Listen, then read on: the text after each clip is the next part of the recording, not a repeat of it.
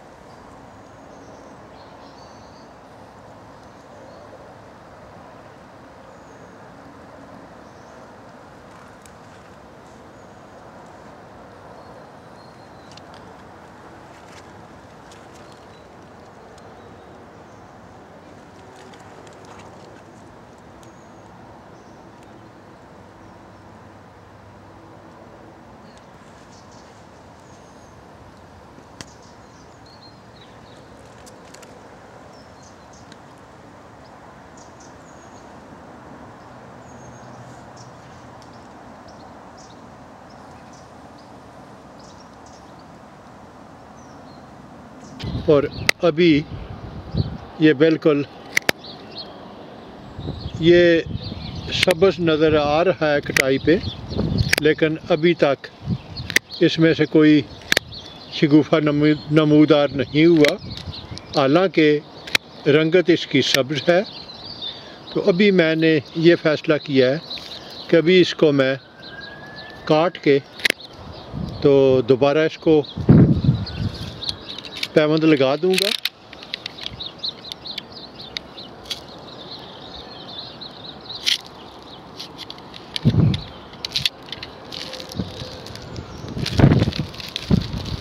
और मेरे ख़्याल में पैवंद की नाकामी की वजह इस सील का प्रॉपर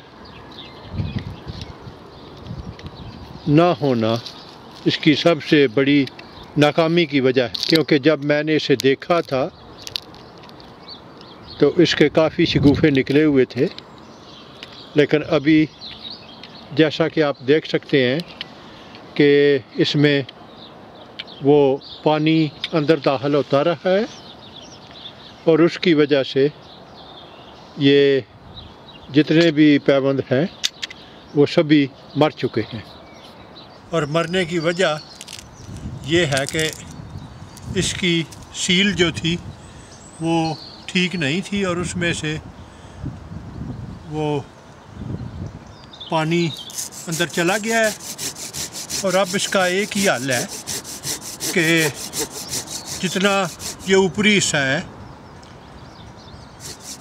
इसको काट के तो मैं इसको दोबारा पैबंद करूँगा और इस साइज़ के दरख्त को पैबंद करने के लिए ये सबसे बेहतरीन तरीका है। इसे टॉप पर वर्किंग भी कहते हैं। तो इसके लिए बलाई हिस्से को काट के तो इसमें नए पैबंद लगाते हैं और ज़्यादातर इसमें बार ग्राफ्ट का तरीका इस्तेमाल किया जाता है। हालांकि जब किसी दरख्त को आप काटते हैं तो जो भी पैबंद लगाने के चंद तरीके आपके पास हैं आप उनमें से कोई भी इस्तेमाल कर सकते हैं। एक तरीका तो ये है कि आप दरख्त की किसी एक शाख को रहने दें ताकि दरख्त का निज़ाम ज़िंदगी जो है वो उसे चलता रहने दिया जाए, वो सैप का फ़्लो कायम रहेगा तो इस तरह दरख्त ज़िंदा रहेगा। अगर वो मौजूद नहीं है तो आप दरख्त को ऊपर से काट के तो इसको बार ग्राफ्ट का तरीका इस्तेमाल करते हुए इस पे पैबंद लगाएं। अब जब कि मैंने पट्टी उतारी है तो पता चला है कि एक दफ़ा पैबंद कामयाब हो के उगना शुरू कर दिया था, तो बाद में वो क्यों कामयाब नहीं हुए।